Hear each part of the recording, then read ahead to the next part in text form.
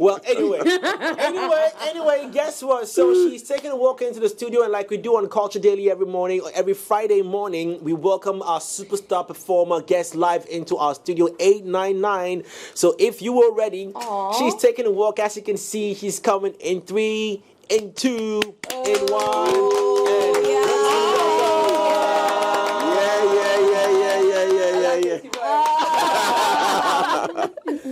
Hey, welcome. Thank you, guys. Well, I'm very happy to be here with the Culture Squad. Thank you. We're also very humble to have you. Wow, I know you. You know, I won't do some of the interview. First question. Tell us the other side of him that we don't know. Oh, bruh. Wafabot. Okay, so you do know that he was also like cast in an audio drama, right? Thank you. Good Michael. Actually, I'm wearing some merchandise, as you can see. Oh, okay. And he plays Wafabot. He's an actor, darling. He's an actor. That's your name, sister. They don't know about it. That's the main issue. Wafabot. We know about it. Of all the names that they could give you. Yeah. I looked at the script and I said, I want to be that guy. This is me. What character was Wafabot in that series? I want to check if it reflects. He played in the series. Adoma is also in the series. He played her uncle. Yeah. Her uncle. Stubborn Ghanaian uncle. Ear was not working. At all. Well, yeah, you two have a connection. Amazing performance on there. Much. Like full of energy. Thank you. Yeah. Now I feel like telling Kwame Jin that he just came all the way to give us just one performance. Like Kwame, who does that? Who does that? Come back. Let us battle. Wow, that was just beautiful. Thank you so much energy. Thank you. Talking about energy, I know most people, especially artists, would hit gyms to work out and just so that they can be able to sing.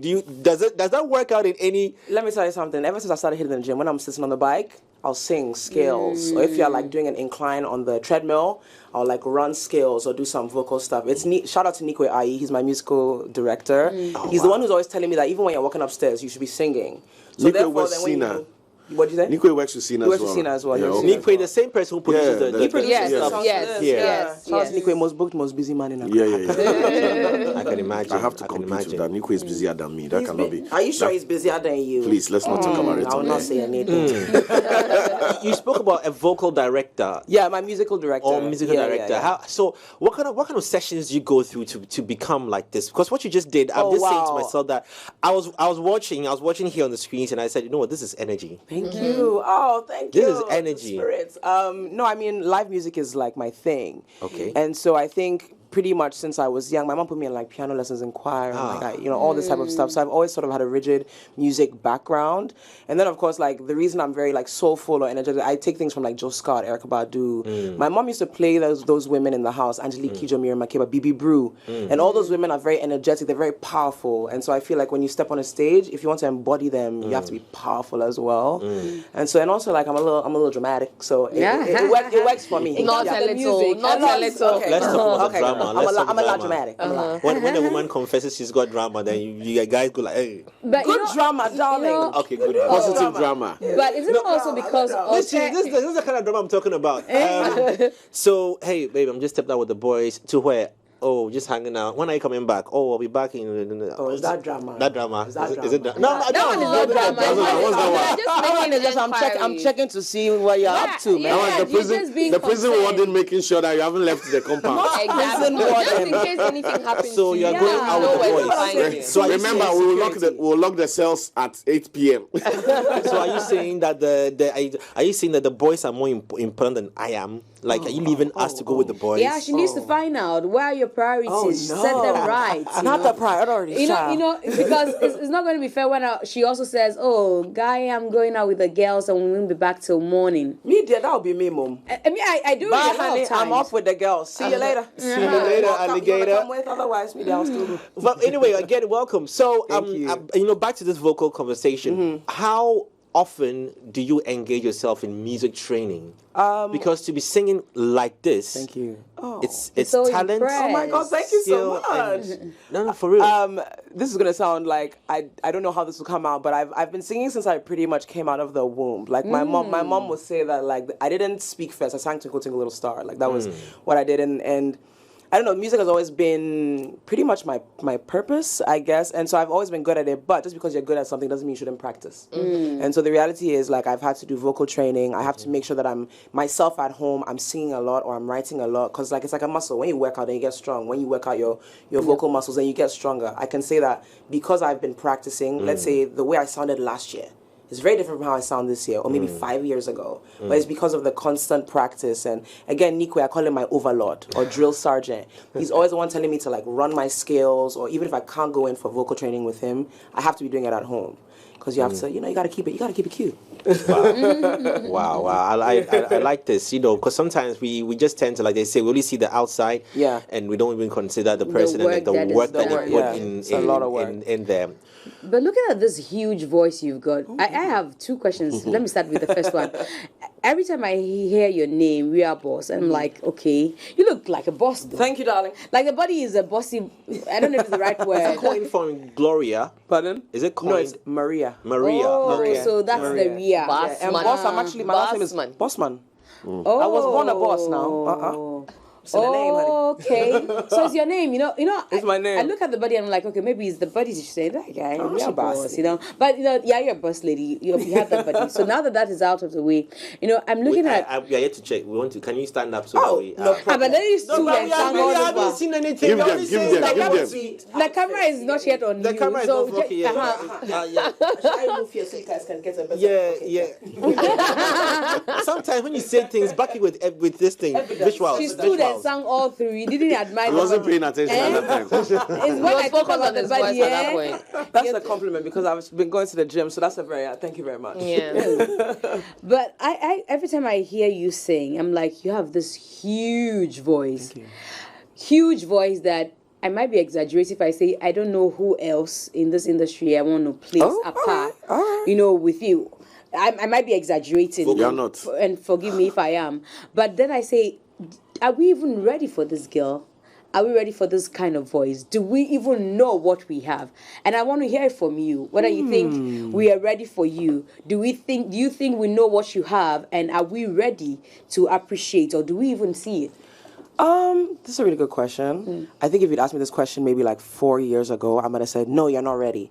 But honestly, that by virtue of me even being on this show today, you're ready. The fact that I'm on something like 3 Music that is more mainstream means that more people get to listen to me, which means that you guys want people to be ready for me. And so I think the more I perform, the more I do gigs, the more I even put music out there, and the more I decide to actually stay in Ghana, because I didn't live in Ghana for a while. And I could have decided to stay in the States and pursue this type of music, because the reality is the music that I do is not necessarily the mainstream here. Granted, we all listen to like the Rihannas and the Beyoncés, etc. But you wouldn't necessarily think that that's the music that is the most mainstream here. So it can be discouraging. But the reality is, if you're good at what you do, people will love it. And so I think the consistency makes it good. And honestly, I think you guys are ready. I mean, y'all are ready.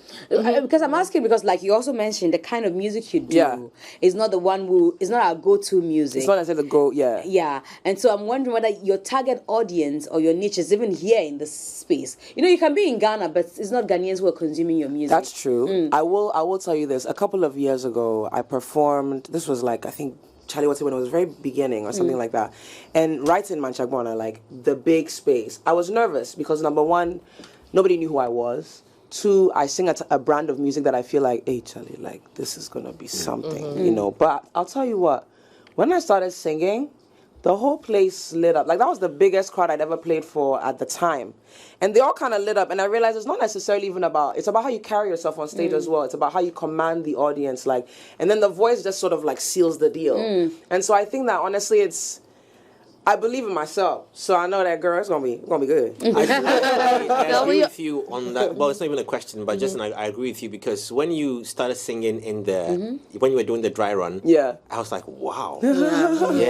That's like a monster in the field. You just have to arrest them. Arrest them with your Eventually, voice. everybody will get on the train and get to realize, in a bit. But I would also want to focus on self-confidence. Yeah. Now, you've always had it, right? Regardless of which size you have been at. But I would like to ask how, transitioning in size has boosted your self-confidence, and what informed In size, I think what she was. I used to be a little bit bigger. she was bigger. I was fine. honey. Always fine. Yeah, but she's always been a confident queen. But I just want to know how the I love that. transition Honestly, Lenny, has increased. The her fact that you say that is confidence. actually so surprising to me because I don't think I would consider that I've always been this. But you've confident always or come across as that. I would say maybe I presented as confident, Right. but you know sometimes that can be like a little bit of an armor that you put on when you're going outside. Because I think I've had little insecurities here. We all deal with those things, right?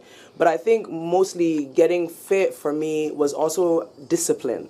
I felt I lacked discipline. I needed something that was going to help me be disciplined. And so I started fitness. And also, like, shout out to my bestie and twin, Joe Wacko, who's like my accountability partner in going to the gym. I need somebody to help me with that. And so really... The men are doing a good job. Let's acknowledge the men. The men are doing a very good job. So are the women, honey. Yeah. 3 points for Joe. 3 points for Joe. No, but honestly... Okay, he will say that we shouldn't say Joe is Joe Wacko, please. Otherwise, he will insult me. You shouldn't have told me you have that. to mention it together. You shouldn't have told me that. But in terms of my self-confidence, I think honestly it's a mind thing because really you have an internal voice that's always like going around telling you that okay, maybe adjust this or you don't look so great, or you. But I think it's also about what makes you feel good. And I realized that like getting fit and staying disciplined with it also has increased my vocal range. Like I feel healthier than I was. And this is not to say that at any size you cannot be healthy, because trust me, you can be healthy at any size.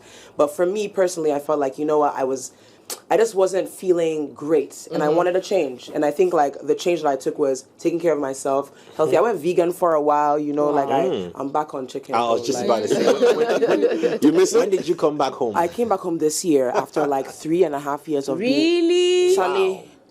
That's Stress. a lot of years It's a to lot be of- away from sweet meals. Listen, but the chicken and turkey is back. Auntie Awat Osu Charlie, I'll Shout see you outs. later. Yeah. So I mean, I think confidence also comes from within, and I think the music that I write, a lot of it is for myself, right? It's like kind of like diary entries to myself, or maybe to uplift me, and then hopefully by uplifting myself, I'm also being able to uplift other people into loving who they are, loving the skin they're in, because like this, the bodies that we're in is the one. So if you don't start getting like used to the fact that this is me, then you're always gonna feel a little bit like something is missing. But now I'm like, no, hold on, girl, you hot. You're very So hot. then I carry that everywhere. I wanna. Okay, all right. I wanna get into your. Yeah, you want to do what? Oh, let me. I finish wanna. this. I wanna. Yeah, so I want to get into your influences and your experiences, right? Like you said, you could have been anywhere. Yeah. And you wanna bring an experience to Ghana and the Ghana music scene. But I want to know where you're bringing this experience So from. basically, Club What said is you your want to journey? know where, but you just have to say you want to get into. I mean, Oh my God, they like to wear you in. Thank you, Small, thank you. small, small. Thank you. You are the first guest we've had that has had that deep understanding they like to wear of how it. much they like to get into my face. anyway, I mean, I like to know about what he said. So more so kind of like what influences me. Or Yeah, what influenced me. I know, like I'm privy to you, Yes, right? of I course, know you, of so course, of course, of I course. want you to tell the world, like, where's Rhea from? Where have you been? First, I won't even What date options myself you had? because people are saying I'm cosplaying as Gen Z. That's what some people say. They say I'm a joke, guys. But what can I say? I was born in London. Moved to Gabon. I'm also francophone. My father's from Burkina Faso. You speak French. I speak French. These are the things. These are the English. I want you to English on the mic. Yes. Oh, sway. C'est bon. Yeah. But I actually went to high school here, and to be honest, I was very shy about singing when I was younger. I knew there was something, but I was very shy. So you wouldn't catch me singing on stage. I went to GIS. You wouldn't catch me singing on stage. I would sing in the choir if people are around me, but I wouldn't sing on stage. I would say maybe I found myself musically when I moved to New York. I moved to New York in 2007, and I lived there up until 2015. Then I moved to Los Angeles, and then Los Angeles I came to Ghana. And in all these places, in New York, I started with a band. I had a band there, and that's when I really started finding what my sound was and testing out and dropping music. I actually dropped my first ever single, which was on Valentine's Day. I think it was like 2011. That was produced by Jules. Help us out. Can you just give a little cappella on that one? Everybody remembers the first rap. Merry go round, take you around, get inside my head. Yeah, It still sounds today. okay, she's fresh. Yeah, so Jules is actually like, he's somebody that when I first started making music, he would always send me beats and be very, very, very encouraging. Even still to this day, he'll put my music in his playlist. So shout out to him on Kiss FM. And then I started getting more, well versed in my music. I also went to the Musicians Institute in Los Angeles, where I studied independent artist management. So I also know how to studio engineer, mix, master, and produce. I can do all those things as well. And so for the longest time, I was producing, mixing, and mashing my own music. And so I guess that's kind of my issue. I also play classical piano. Oh, wow. Although, the nails these days, don't ask me to play any the piano. nails are not made for piano. I mean, Nikwe will say that I should be playing the piano more, which I will. But You still remember, though, right? I still remember. And these things also help me with melody. And so I guess I have a very musical background. My mother, growing up, she was in a band. Her band's name was Woman 7. They almost went on tour, but the father was like, "No, you are going to law school." So I think there's my grandmother was in the Accra Church choir for like 30 years, and so there's definitely been music around me. My uncle Christian, he was in a band when he was in London. He plays the guitar fantastically, and so there's always sort of been music around me. And of course, my mother is a musical encyclopedia. Like, she listens to every single genre. She does not leave any genre like unturned. So in the house, you'd hear on Saturdays when she'd be cleaning and I was doing her things. Her mom, she's in mom mode. Look, she will wake up early. Then because you are up, we all have to be awake. Then No, it's universal. It's every house. The mom thing. But with her, she wakes you up and you hear D'Angelo, or you hear Bibi Brew, or you hear Angelique Kidjo, or Sibisa, or Jiduble. And so these are the rhythms that you would wake up to, and it's like they started to kind of form my like musical DNA. And so I think I realized from very early that this was something I wanted to do. Like, this was my passion. And I think once I firmed it and got some confidence, I decided to like really take the step. If you didn't have an amazing voice, you'd be an amazing DJ. Oh, like I could DJ too, honey. Oh, okay. Talents is got talents. Because all I'm hearing Multiple is streams of income. I mean, all I'm hearing exactly. The reason why I'm saying that is because, like, from birth, from inception till now, your exposure to music and the music world, and I love the fact that you also added the formal aspect. You went to the Music Institute. You actually play, so you understand music. Because, like Jay was saying, your dry run, when I came in and you were in the dry run, I thought I had ruined it because I thought it was live. And I was like, oh, she's rehearsing, damn. And you don't always get that. And that's somebody, and I saw that you did all that unassisted. Even her, she has said, oh, we haven't started yet. Yes. oh, okay. You didn't realize. Yeah, I was like, this is good. I've seen people perform and there's 3-5 people trying to prop them up and give them advice and blah blah. Energy. It was just you and like it was okay. So thank you. I definitely really big on that. I want to know if, listening to your story about how your mom also wanted to do music, her dad said, go do law. I want to know if it became the foundation for her to say, okay, I couldn't do this. Once my daughter is interested in this, let's prove a point by pushing her into the institutions that matter and get her to do this. I would say yes and no. And I would say yes and no because my mother has always been a firm supporter of me and music. But she also knows that we were living in Ghana and maybe she didn't feel like, oh, you'd be able to make money. So she always wanted me to have some kinds of backup plans. Maybe work a 9-to-5, which she knows I would never, if you're listening. Did she ever do a 9-to-5? Sure, I've worked at my grandmother had a rental company. I worked there. My uncle had a fumigation company. I worked there. Let's just say they were very short-lived stints because I just could not. But I do believe that because she's musical herself, my mom's also a writer, a beautiful, beautiful writer. I think she wanted to uplift me. And she's like, okay, well, if these are the things you want to do, let's try and help you. But also make sure that you have something tucked away. So initially when I went to college, I went for journalism, writing, culture, media, and French. And so I have all those. I got like 3 degrees, honey. Wow. But so at least I've got something I can fall back on. But I think I did all that to appease her because the reality is music always took center stage in my life. Yeah. With talking about music and then, the background that you have in music, right?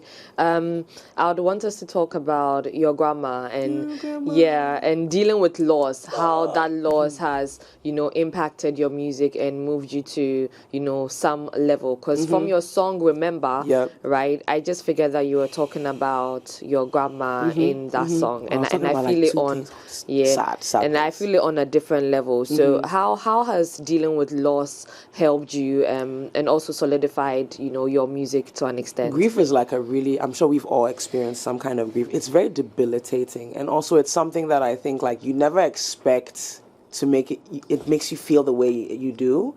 This was my first relationship with intimate loss. Like, I've lost people, but I've never lost anyone that was that close to me. My grandmother raised me with my mom.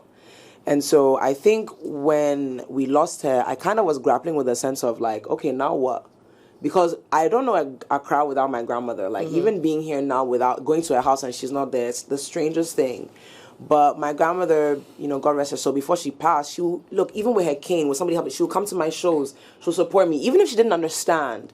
And she always believed in me. And I think that when you remember the belief these people had in you and how much faith they had in you, it kind of propels you, right? So, like, try and do better or try to do more. And remember, I'm doing it to make you proud in a sense, you know. And so loss doesn't have to necessarily incapacitate us. It can actually propel us to do great things if we allow it, but also giving ourselves space and grace to feel the loss is a good thing, you know. So I think my grandmother, remember, is definitely dedicated to her.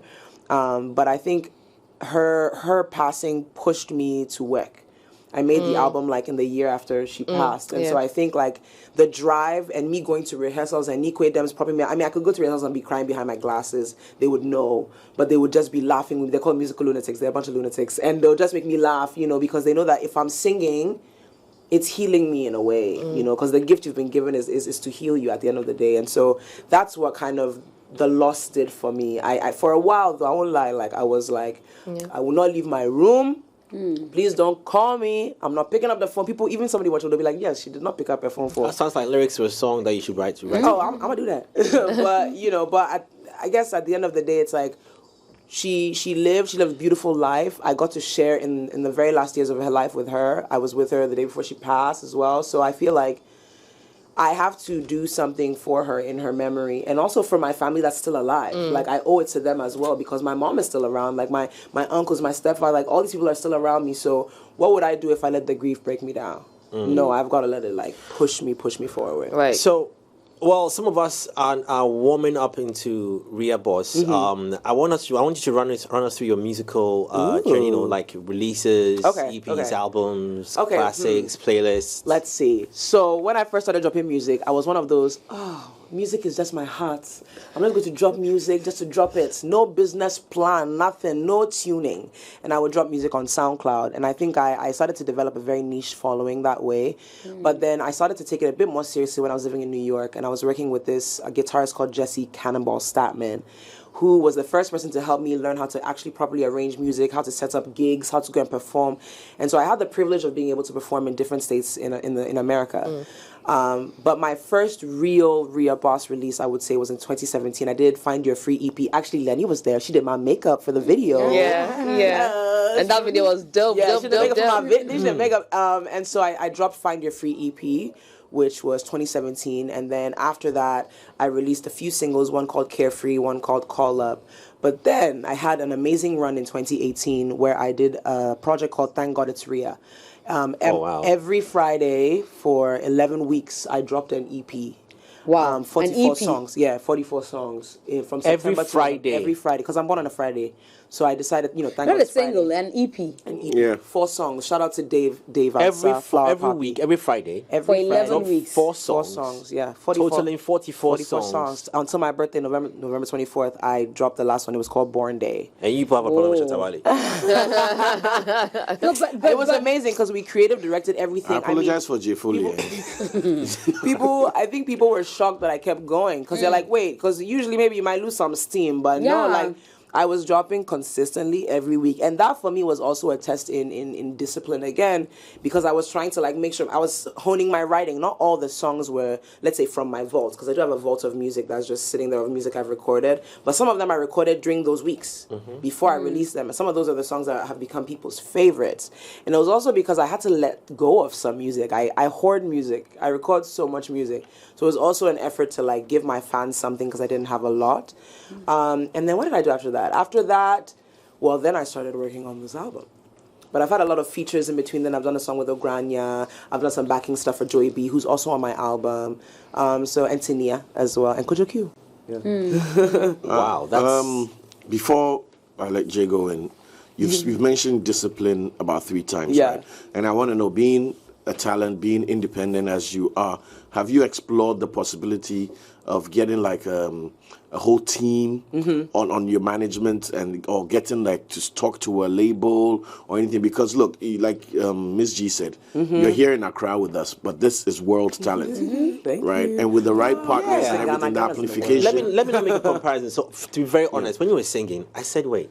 This is. That's why I said I might be exaggerating, but I don't think I can find any voice. So your first question, appreciation, like because I was like, so what are we doing to ourselves? Like, what are we doing? I'm so happy about this interview, right? Because two of us know Ria very well. They know me. And then the two of you are now meeting Ria, and you are just as surprised as we were. When we first, it was a huge voice, and that's why I kept asking you. I do think that we appreciate what you have. It goes back to that question again. Because the way I see, or I heard the voice and see the person singing, I'm like, no, this girl shouldn't be where she is. It's like so that we appreciate. It's like the first time I heard Adoma sing. Yeah. Oh, shout out to baby. I was like, so are we all right? Are we all right? Because we have the talent. Like, we do. Look.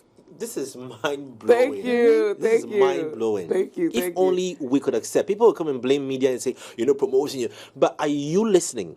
If it were played, would you listen to it? With your own option, would you go out of your way to go and look for Real Boss music on these platforms and buy it and listen and post it and talk about it? No, so we are to blame. Yes and no. To go back to what Cyril was saying, like, for example, having a team is also important. For a long time, I did not move with any kind of team. I was pretty much like self-managing and, moving as I could. Why am I like just helping myself? But I think I started realizing that if I want to, this is a business at the end of the day. Music is a business. And if you want to make money from music, you have to treat it as such. If it's anything else, it'll be a hobby. But if you're somebody who actively wants to make money from your music, then you have to start thinking about it as a business and thinking like, okay, you can delegate particular things to people. For example, maybe I want to be focused on the creative. And so somebody maybe can be focused on your publicity. Get a publicist or get somebody who's doing your marketing. Get a road manager that can do your running around and logistics so you don't have to. Because when you are doing every single job, you're also not as disciplined and you're like wearing yourself thin.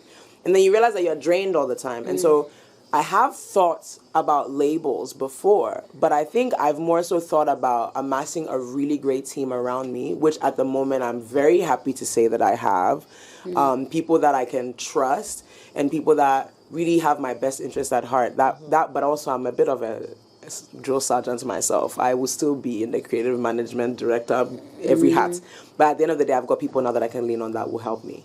But is it not draining financially to have these people? Are you making the money to be able to pay them? How sustainable will it be? Let me tell you, being an independent artist in Ghana, where the prices fluctuate and people just like to add them own for top, that honestly becomes difficult. I would have to say that I think I'm lucky and maybe one of the few people that can say I'm also very privileged. My mother is somebody that has helped and supported and invested in me before, but she didn't do that for a long time because when you get a certain age, she's like, girl, you gotta. But I also started to learn how to save better. Like, I think sometimes creators, we can be very like, I'm going to spend my money and go in. No, you have to learn how to save, get a banker, get somebody who's doing your business, like your taxes, like all these kinds of things are really important. And yeah, I wasn't really important. So you think that you having a team? I'm asking because I'm going to ask. Because I'm going to ask. With the kind of music you do, it's almost looking like it's not almost looking. It's for a niche. And are they the niche who pay? Are they the niche who have the money to spend? So that whatever you are investing, that at the end of the day you're getting back. I'd have to say yes. But I would say that I've had to build that confidence in my fan base to be able to pay out. And I think the reason they do is because it's good. And I think they can see the work that goes into it. And I feel like some people have been following me since I released like so many years ago. And so for them, it's like they're even just as excited as me to watch the rise. And so they want me to, they want me to win just as much as I want me to win. And so I think it's because I also have like really compassionate kittens as fans, as I call them. Like they're very compassionate individuals who will spend. I had a show, shout out to Jamestown Warehouse. I had a show there where I performed my album for the first time. And at first I was like, will people pay this gate fee? We had the whole place like locked. How much are you charging? 80 CDs. And I was, and me, sometimes somebody will say 80 CDs. Even me, I'll be like, sorry, this one there, I'm not sure. But I think that if you think it's worth it, then you will put money down. And so I feel like I provide a quality ass show, you know. Well, you do provide quality. Who are these? I'm trying to understand you, and so I want to know what's your niche. Who are the people? Who are the people? You don't know. I don't know. You call them kittens. They're my kittens, but my kittens are of all ages. I've got kittens that are even children. I make children-friendly music. I've got kittens that are 60 years old. I've got kittens that are between 25 and 35. I mean, more like we have kittens. Kittens.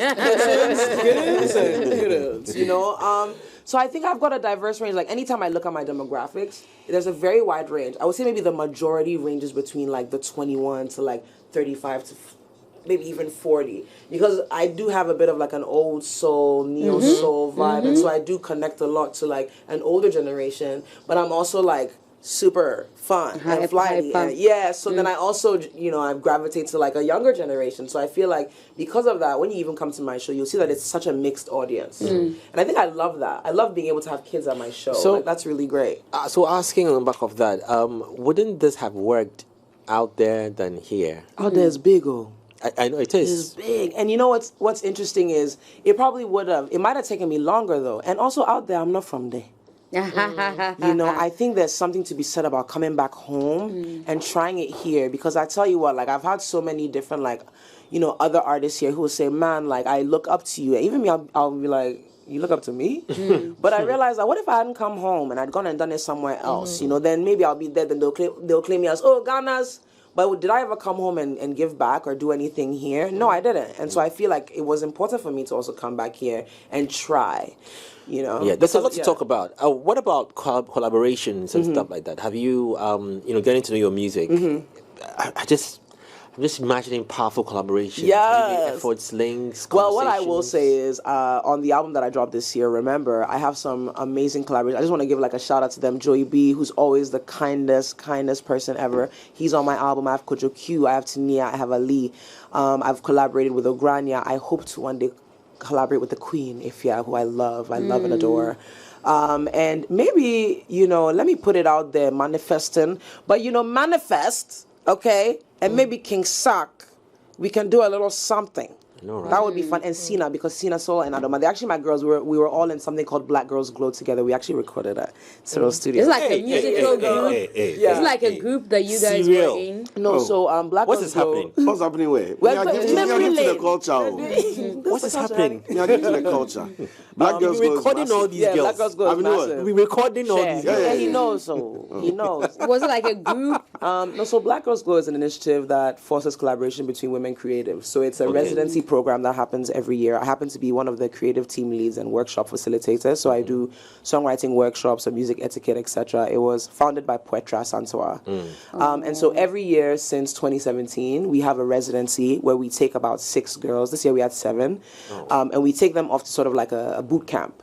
And what happens is in this boot camp, they have several different workshops, and they're sort of like, there's a theme, and then they collaborate, and at the end of it, they come out with an album or a body of work. And what this was really made to do was inspire collaboration, but also create a network of women that can lean on each other, right, and have a kind of sisterhood in this creative scene, because it can be hard.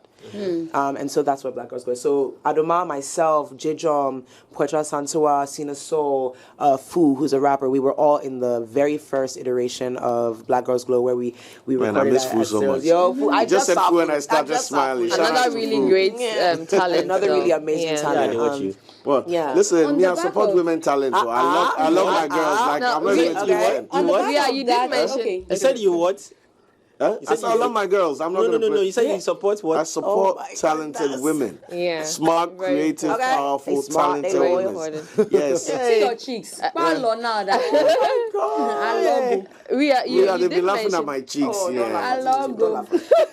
You did mention, worth, right, in this industry. Do you think with the path you've chosen as an alternative artist, is it worth it? Is it really worth it in this space? And if you were not doing that genre, like if you were not doing Alte, what other genre would you be focused on? You know what I think? I sometimes feel like we say alternative, but there's actually so many genres that fall underneath it. And I think the reason we call all the other stuff here alternative is because we don't know where to place it amongst like, let's say, the Afro beats or the high life or the hip life. And so everything else apart from that becomes alternative. But you'll see that under that umbrella, you've got like people that are doing, shout out to Dark Suburb, they're a rock band, you know, or Fra or San Trophy, you know, who do like high life infusions. Then you've got like Baba J, who's like this young, carefree, playful, like almost like, it's amazing music, super jazz club. It's a mix. You've got super jazz club, you know, I mean, even Black Sharif, for me, is like,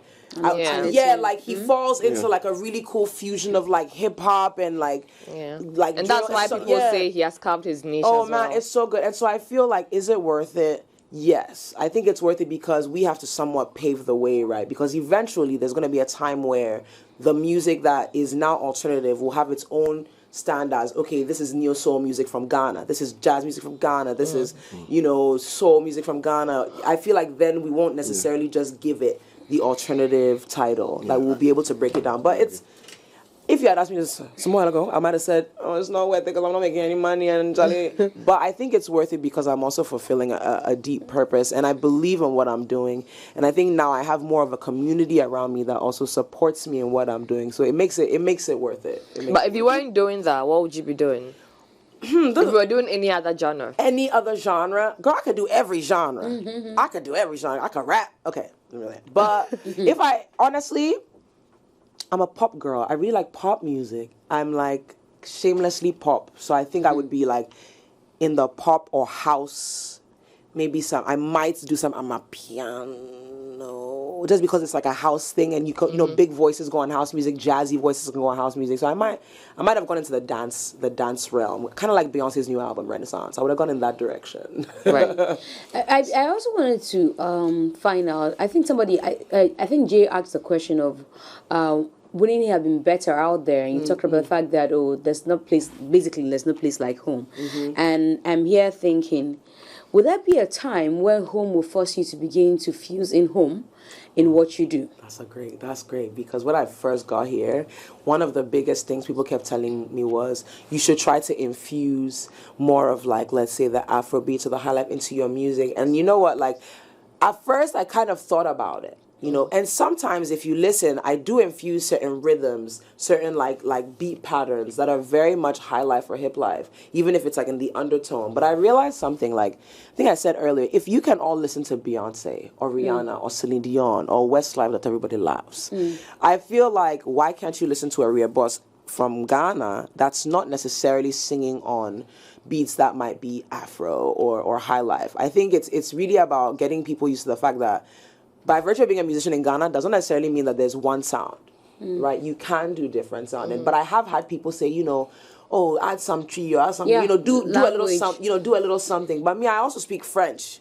you know, so and I do add French, and so I think it's also, you have to stay true to who you are as well, because I feel like if I had gone in that direction, it might have felt fake, and it might have felt like I'm doing it just to break. Whereas I'd much rather organically break than do something that maybe it will be hurting me that I'm doing it.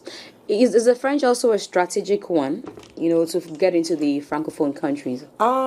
I wouldn't say strategic really, but I think because I speak French, it's like natural that I would also flex it. Oh, moi je peux parler français. Il y a des gens, tu peux parler? Yeah, oui. Nobody parler. Elle a dit oui. Oh, relax. No, What do it's you mean serious by that I nobody want to parler? answer. What do you mean by nobody Parlez-moi en parler? français. Je parle français. Petit. I don't like it. I don't like it when Jay speaks French. I don't like it. I don't like it Oh, when you you speak do that. French. You did the conjugation the last Okay, time. I have to maybe I'll give you a word in French, then you translate it. Let's go. Oh boy, it's gonna be a long show. We're going to be here till tomorrow. No, I'm gonna say a word, and then he can just translate it. Okay, let's one go, word. let's We'll go. be here till tomorrow. Jay is getting his Google ready. Don't leave Siri out of it. We can see Siri. Give me your phone, bro. No, I'm just checking. What are you doing? You're checking what? Oh, he put in a dictionary on Yeah, it. it's been Siri on. Okay, the word. Okay, what word? I've got a word for you. Yeah. Lumière. Pardon? Lumière. Illuminati. Oh. I can do it. Light. No, hold on. The man said no. I was going to answer it. That one, I saw Okay, it. give him another word. Okay, sortie. Pardon me? Salt. Sortie. Sautier. Sortie. Let's go. Leave. No, hold on. Let me tell you something. Yeah, Let me you're tell you good. something. You have to stop. Listen. You see the thing? You see the thing in my ear? Yeah. Listen, they're trying to give him the answers. Listen. Hey, I will hello shut in up. control Hold on. room. Don't be control room cheating. people are doing You know what? nonsense. The control room is cheating. They are using They just Duolingo. don't want to accept that I was about to explain things to you, but it's fine. We'll come to the Because French in about the next. Jay is about- hot this in early about morning. 55, we'll talk French, but let's come to you. You know, I've been Yes. staring and watching you, physical appearance, and I'm saying that okay, all right. I'm just imagining what the other ranks would be. But yeah, Cyril, he taught me all these things though. Cyril taught me all. She these- knows my real Yes. character. She knows I'm not like that. She knows I'm not like that. Okay, so I see you are a very daring person. Thank you. From everything I And see. I'm looking at my makeup. Tell us about it. And the My cats. piercing. Don't leave out. Yes. Don't leave out the Tattoos. cats. I've got like how many cat? I'm the cat mama. That's my nickname. I've got. Okay, well, I got my 24th tattoo last week, so that's 24th? I have 24. Sorry, ma. So you are Lenny Wow. Senior. Sorry, ma. All over. What did you just Yeah, say? all Let over me my see back. ya. The only places I don't have tattoos are my legs, but don't worry, that is coming very soon for the birthday. Yes, Wow. yes. Yeah. I mean, tattoos all But that's over. so The only painful. place that You doesn't know, have like, tattoos My is legs. their legs. It's my legs. So I don't know how you people do it, but I have done just one, and the pain. I It don't. was too much. Listen, So how do if you I know? was, I think God I think forbid, I'm So- used to it. so Yeah, hold and on. it also depends Okay. on the size and the sport. All right, Yeah, so hold on. I yeah. want to ask. Yeah. So, what do your tattoos represent? Oh wow! Cats. Each of them represents something different. I mean, the majority of tattoos I have are cats. I have lots of cat tattoos. I actually have. This is designed by an artist called Viola the Artist. She designed 2 different cats for me to tattoo on my arm. I've got Dexter from Dexter's Laboratory. I don't know if you guys remember that. I don't like when people push my buttons. And his sister on the show used to be pushing buttons. Yeah. Don't push my buttons. I mean, I can't really go over all of them, but I have Cat Mama on my palms. I have Boss on my knuckles. I've got like an elephant and mandala on my back. Wow. I have an ankh on my face, which was my mom was like, "What are we doing?" It's on the Which face. one was the most extreme?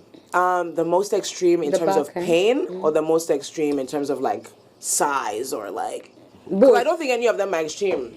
Me personally, I don't. Ria, The pain. But the as pain he's in my asking back. you the back, questions, definitely. My back. answer them slowly. Don't let him be asking you fast, In fast, terms fast, of and you be pain answering and fast, fast, place. fast. Okay. Pain and place. No, she said her back. My Listen back was back. probably Yeah. the more painful. Yeah, thin skin. Because that also took 6 hours, like six to 7 hours. Wow. So I had to break it up into sessions.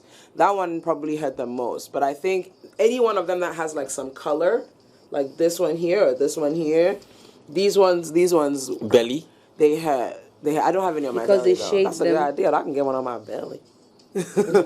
Yeah, so those ones hurt. Oh, And the see hands. the pressure that I put in. I'm asking you the question. Like production is asking But me. too dare you fall it's- so. Listen, if it's I, questioning God me for forbid, questioning if I you. was dying, Yeah. and it was left with one injection, I'll use my last strength to fight the Fight next. it. Okay, I'll use my last power. So I'm coming. So what is Ria Boss's image?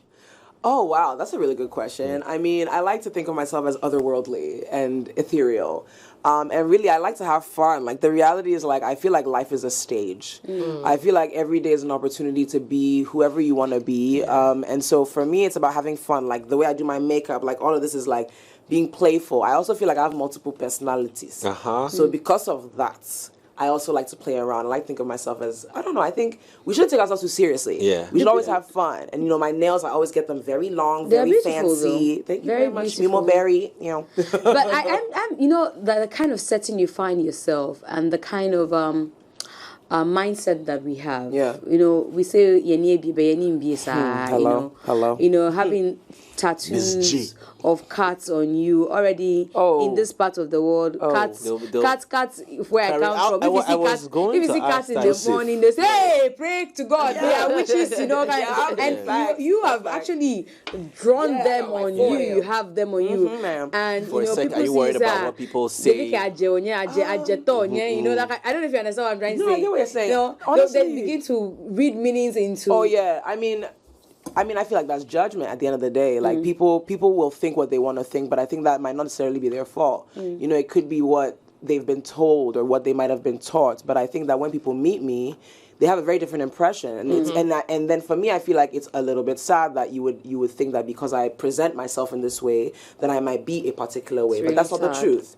You know, the truth is that these things are all aesthetic adornments that I like wearing earrings or putting on shades. This is my way of expressing myself. And so I think that if we kind of like take away, oh, you're doing this because you're bad, or you're this, or you're that. No, people do things because they just want to, you know, maybe because it makes them feel good. Yeah. And so I think there was a time when, you know, when I was moving back to Ghana, I'd even forgotten, because I'd lived in the States for a while, that I was coming back home and not everybody looks like this. And so you start getting like, why is everybody looking at me? And then you realize that, oh, like Wacko, he has like a green beard, or like he'll have like a red beard, and we'll be in the car sometimes and people will be looking at him and he'll be like, why are they looking? And he'll go, oh yeah, my beard.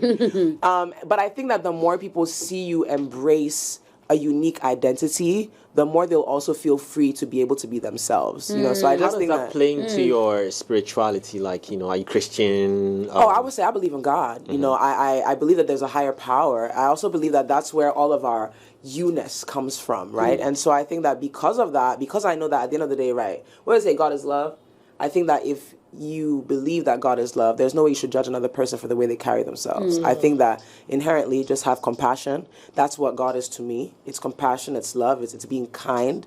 And so if we just use those things as the ways we see our spirituality or the way we practice our faith, then there's absolutely no reason why you should be scared about how somebody will see you. Because me, I love everyone. So now that I'm gradually drifting off the music and getting into personality, I'm getting deeper into your life, deeper life. Relationships. Oh, honey. Well, if somebody wants to marry me, they can come and claim me. Has that in any way, you know, because I know musicians write how they feel. Oh, child, yes. Does it in any way, has it played, you know, on any album, the 44 songs that were released? A lot of my music has been rooted in love and maybe relationships as well. I mean, the first song that I sang today, Somali Rose, is based off of somebody that I was very much in love with, but we actually broke up like earlier this year. It was, you know, very sad. And so it's like I'm singing a song that was inspired by something that I shared with someone that was so beautiful, but like now it's no more. But the song lives on. And I feel like the song for me is the memory, and it holds everything together. So I would feel like, yeah, a lot of my music comes from my personal relationships, my personal engagements with individuals, even just friendships. What happened? I chopped breakfast. Last. Was it British, English breakfast, or it was every kind of. It was Ghanaian breakfast. Like, let me tell you, like everything was hitting me from left, right, and center. Was it because of your career choices? No. Oh, this one, dear. Sometimes we need nutrition. Don't worry Honestly, about it. I think the person that I was with didn't know themselves, and because they didn't know themselves, I don't think they were adequately equipped to love me. Period. I mean, I say this now very nicely because I could go backstage and be like, this man did some foul things. But I think sometimes people do foul things because they don't know who they are. They don't know what they want. They think they know what they want, and then they'll go into something, and then next thing you know, they are ruining something. So I think like maybe what I learned from it is I always try to be very honest. And again, like I say, I'm always very compassionate. But this person, I think after a while, they lost their compassion, you know, and they became very cold, very mean. And I'm the type of person that thrives off of smiling and good things. And so it was hard. But I think, Charlie, I mean, we all go to breakfast a lot. Speaking of love, right? Okay. You're getting love online. So Ria Boss is a whole vibe, and Guy the superstar. I love her and her music. Ria, you've got a new core fan. Shout outs to my people, Culture Squad. Thank this you. is from Stephen Akpesri, Director Akpesri. So I mean, the audience are listening, and everybody's falling in love with you, the brand, and the music. So definitely. We are being the really good creative and writer you are, right? I know that you released, remember, your album earlier this year. In April, yes, exactly, earlier this year. For your next bodies of work that you're working on, she's smiling. For your next bodies of work you're working on, what are some features that you are sure to have on them, and when should we be expecting that, whether it's an album or an EP, my team or even a single? My team would just beat me. But I will say that over the last few months, I have written some pretty epic music. I do have I can't mention the names because I can't jinx it, but let's just say that there's going to be some Nigerian infusions coming from over there. Awesome. Some of the big, nice Nigerians, just you can guess, I cannot say. But I do want to do some more Nigerian Connection features, but the album that will be coming next, Ella will kill me. Say it. I'm hoping that's before Women's Day.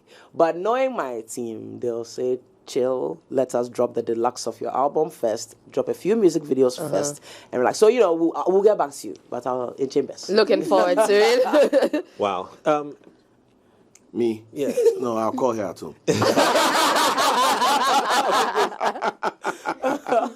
Yes, we'll be going back to play the performances that we just had on the show as well. Let's say good morning to Sage, the photographer. Says he's watching. That's my brother right there. Got some messages here. Smooth conversation here. Thank you very much, team. Good morning to the crew. Wishing all the best this morning. Tell Miss G she's wearing me, and I like that. Okay. What? Morobale thoughts. Morobale. So yeah, when me. Ooh, you're wearing? Well, the person is actually coming from a handle says moral build thoughts. Good morning to the crew. Wishing you all tell Miss G she's wearing me, and I like that. Have a great show with my king. Okay. All right. She's so confused. Yeah. Oh, see, it's my bad. See, I'm actually rolling back to yesterday. But still just laugh from yesterday. Come home, Jay. Yeah. Okay. Well, this one, someone says, Nana Kwesi says, who is she? She's really good. Thank you. I like what I'm hearing. Like I told you, consumers of her sound wouldn't be all over the place as usual, but it's very wide, and I hope she's aware. This is so cool. Thank you. Somali Rose would always be one of my favorites. Coming out from Oulak Bakpo. Yes. Oheniba Nuruddin, who is Lenny's boyfriend. How are you boyfriending me? I don't understand. Wait, where, how, when? I can't believe I found out you are cheating on radio. I can't believe it. Says it's a new fan. It's true. Yes. Roger, you are cheating on Steve and me. Yes. I know, right? Steve is also in my ear crying. I love it.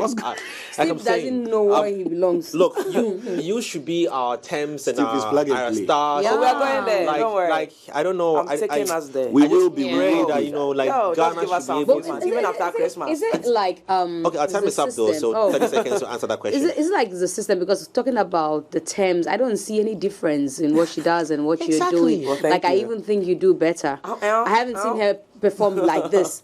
But do you think it's the system? What is pulling you back? 8. Or it is you yourself not saying, 7. let me penetrate? 8. Well, right now, as they say, I'm trying to penetrate. So right now, I'm trying to penetrate and be smooth with it, honey. So she's all right. The question. Let's go.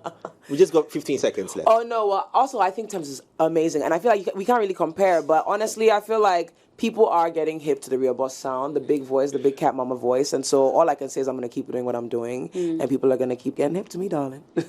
Wow.